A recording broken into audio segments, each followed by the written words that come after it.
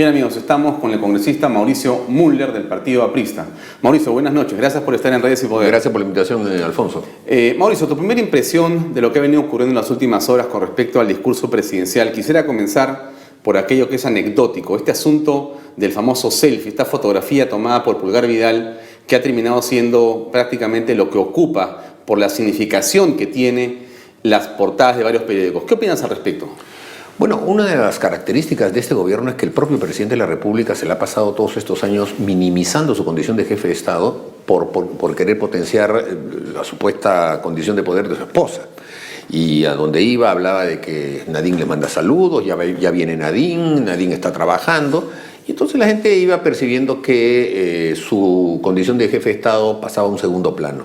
Y yo creo que esto ya se convirtió en un tema de fondo de la política del Perú, porque los mismos ministros, probablemente sin proponérselo, les importa un bledo que el presidente de la República estuviera hablando, e hicieron lo que hicieron. En la medida en que tienen en su conciencia, y cómo serán incluso los consejos de ministros, que no es pues la persona que decide ni la persona que debe suscitar la respetabilidad de todo jefe de Estado. Y entonces hay una foto en la que solamente la primera fila sigue mirando y desde la segunda, tercera y cuarta fila es un jolgorio, ¿no? Como dijo en un momento Juan Cheput, enloquecidos, todos por tomarse el selfie y además hablando, riéndose y haciendo todo un esquema de falta de respeto para el presidente de la República. Pero es que es un respeto que él no se ha ganado, pues. Es un respeto que él no ha construido y sus propios ministros lo demuestran.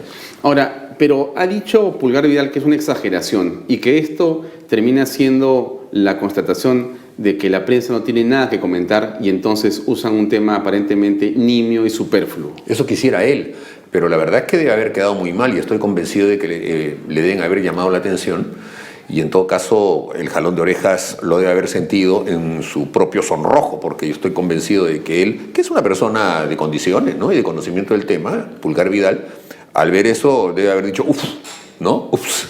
Y creo que no debió hacerlo, ¿no? Pero entonces, claro, sale a decir, no tiene importancia, porque eso es lo que él quisiera que piensen los demás, pero sí lo tiene, ¿no? Ahora, esta es una ceremonia, la del 28 de julio, que tiene una serie de, digamos, aspectos litúrgicos, ¿no es cierto? De significación, gestuales, que son importantes, porque es parte de la historia presente y también de lo que es justamente la simbología del pueblo y del poder en el Perú. Es verdad. Y ahí yo quisiera comenzar por analizar la posición del presidente y la señora Heredia durante la misa y el Te Deum, que se la pasan en una buena parte conversando mientras el obispo hacía su homilía. Ellos estaban hablando y se tapaban la boca, hacían una serie de comentarios. Esto fue público porque fue visto por la televisión, lo que ya iba demostrando una suerte de talante, una suerte de, digamos, animadversión o gesto confrontacional, ¿no es cierto? Porque uno va a la misa de Cipriani, si vas a ir, aunque no seas un creyente, por lo menos respetas la presencia de un sacerdote, así sea de cualquier religión. Así es. Por lo tanto, te pones tú a conversar en menos cuando estás haciendo la parte más importante de la presentación de la misa. Eso ya comenzaba a transmitir una sensación de que venía después algo peor. Ellos, Ollantumala y la señora Nadine Heredia, creo que encajan un poco en el mismo perfil que en su momento tuvieron Alejandro Toledo y Liliana Carp, y que lo definió en una palabra dura pero certera en su momento el periodista Humberto Jara. Son dos aventureros de la política, es decir, son gente que un día, vieron que ciertos actos les dieron popularidad y dijeron, vamos a tomar el poder, que es todo lo que estaban buscando como finalidad. Y entonces, en su condición de aventureros de la política, ellos conciben solamente en que se puede trabajar con incondicionales y el que no es incondicional es enemigo. Máximo si el presidente de la República tiene una formación militar que no llegó a la de coronel y general, que son los que tienen una visión estratégica de la guerra. Él es un táctico. A él le enviaban a hacer cosas, pero él nunca pensó en hacer nada. Exacto. O sea, si en una mesa un general le ordena a un coronel tomar una colina, el coronel, dentro de su visión estratégica, le ordena al comandante, toma esa colina. Y el comandante lo único que tiene que hacer es eso. Él no puede tener una capacidad de discernimiento a la hora de la guerra. Y el presidente Humala es comandante. Lamentablemente ese tema lo traslada a la política, ¿no? Como decía Clemenceau, ¿no? La guerra es un asunto demasiado serio para dejárselo a los militares. O sea, uno tiene que tener visión política de las cosas y ellos nunca han querido adquirir visión política de las cosas porque la política supone también el entendimiento entre fuerzas distintas. Parte de la política es el armisticio y los tratados de paz, como también es la guerra y la confrontación, sin duda. Pero hay que tener la madurez suficiente de saber que uno debe buscar objetivos comunes. Y en la democracia, el elemento sustantivo de la política no es la guerra para derrotar al otro, sino encontrar objetivos comunes. Y el objetivo común ellos nunca lo han buscado. Entonces consideran que el señor Cipriani es un enemigo. Y ahí viene la segunda parte de esta ceremonia del día 28 en la que el presidente ingresa a Palacio de Gobierno y en ese ingreso el presidente, en lugar de, como debería corresponder, y saludar a la oposición en primer lugar o en segundo lugar, pero saludarla, porque eso es el gente de gesto democrático, solamente saluda a la gente de su bancada y les da prácticamente la espalda. Ni siquiera saluda a la señora Marisol Espinosa. O sea, tiene un acto de dureza, un acto de, digamos, poca amistad hacia un recinto, hacia una casa de la política que te está invitando. Nosotros, un poder del Estado que te está invitando, deberías tener un poco más de cordialidad.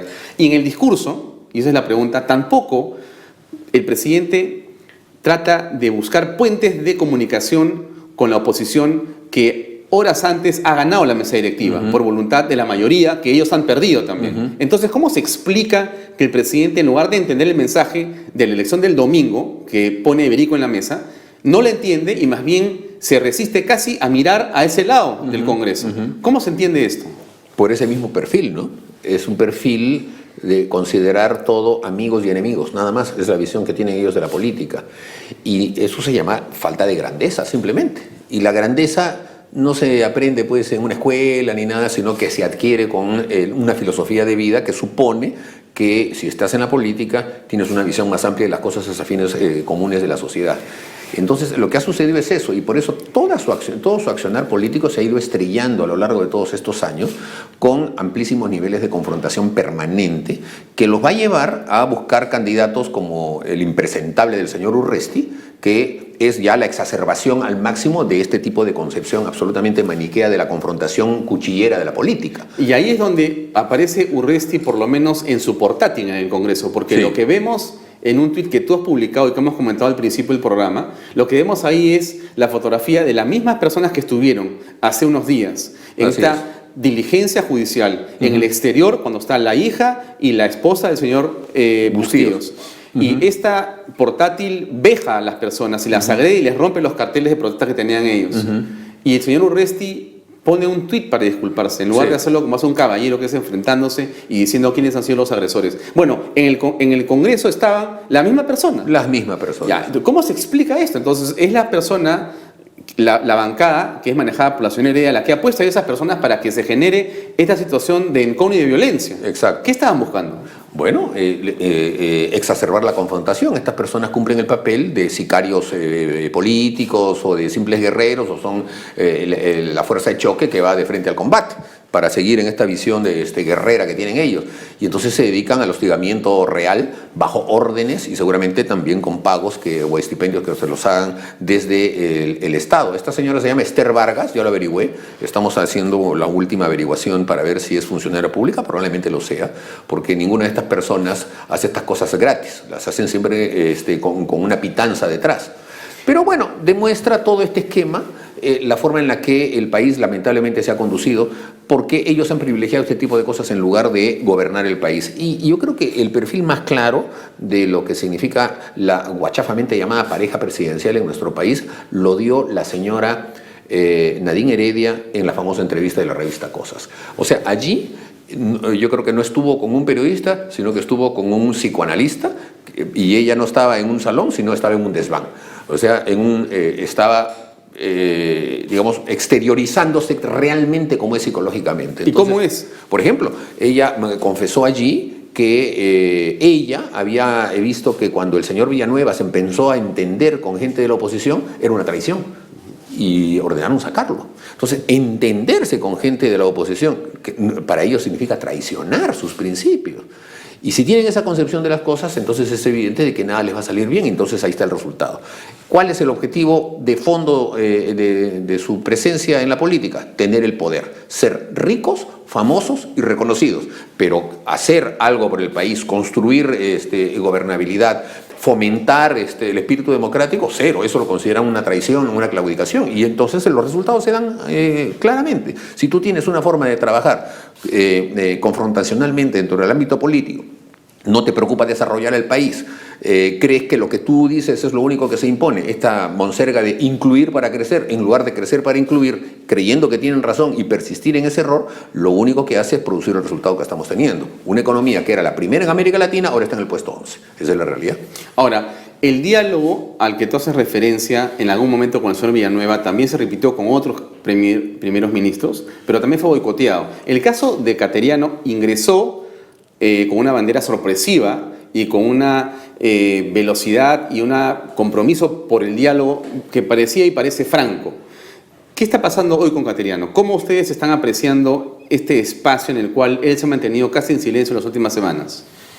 Bueno, yo creo que en el caso de Cateriano podríamos decir que se trata de un tema especial. Él tuvo una adecuada lectura de su inicio como premier, en el sentido de que había que encontrar puentes con la oposición, y comenzó a dialogar, a mi modo de ver, muy a pesar de lo que le estaban diciendo la señora Heredia y el señor Humala.